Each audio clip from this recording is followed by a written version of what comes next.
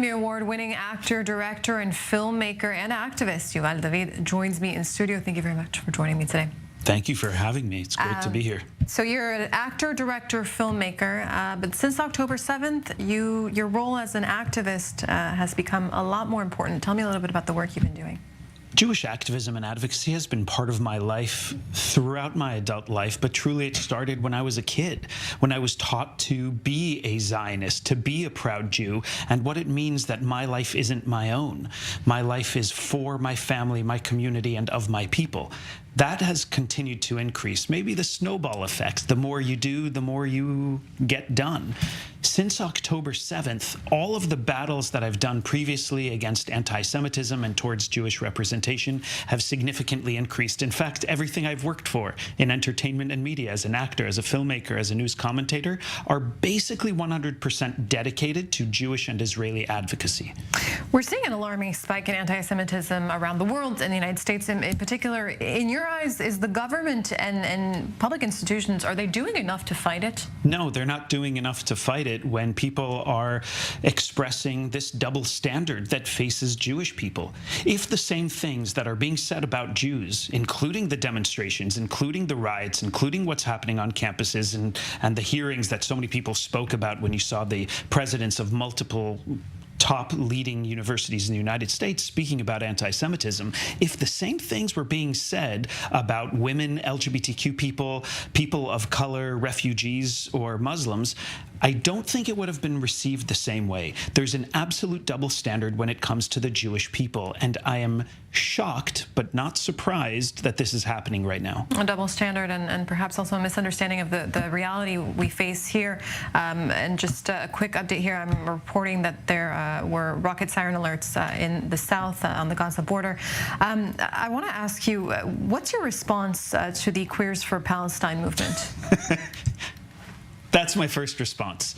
Queers for Palestine is such a ridiculous organization. In fact, I'm familiar with them to the point that I shouldn't even call them an organization because they're terribly disorganized. Queers for Palestine, along with BDS, has been coming for me for years. Anytime I speak out, and I do a lot of public speaking and lead workshops across the United States, Canada, and internationally, not just about Jewish and Israeli issues, but about civil rights, social justice, human rights. These organizations come for me and have accused me of being obviously Zionist and openly Jewish. And what do you say to that? What would you say to that? What would you say if somebody says you're openly Jewish or openly a woman or openly a journalist? What is openly Jewish? As an LGBTQ person, I've heard openly gay, and I can understand that. But what it means is they believe that I need to hide or change my Jewishness. The fact is the vast majority of Jews are Zionists because the vast majority of Jews believe in the self-actualization of the Jewish people. We are facing a time where Jews are being rebranded, where people are trying not just to practice erasure, they're trying to change our narrative, and that is why I'm doing what I'm doing. That is why I'm dedicating my life to advocacy for the Jewish people and Israel, reminding people that not only is this hasbara, not only are we relaying a message, you are the message. Who are you as a Jew in this world? You are the message that represents our people and your intersectional identity. And perhaps also we're seeing these pro-Palestinian protesters chanting almost as an insult, you Zionists. It seems that it's a misunderstanding of the term Zionism, correct? It's an absolute misunderstanding of the term Zionism because other people since the 1960s in the United States, in the liberal, progressive, and in the collegiate environments, have been practicing this rebranding of Zionism, of Judaism, painting it as a white supremacist, apartheid, ultra-nationalist, fascist, authoritarian movement, which it is not. Now, not only are we hearing chants about Zionists, Zionist pigs, and all kinds of epithets that I'm not going to say on air, even though I hear them every week.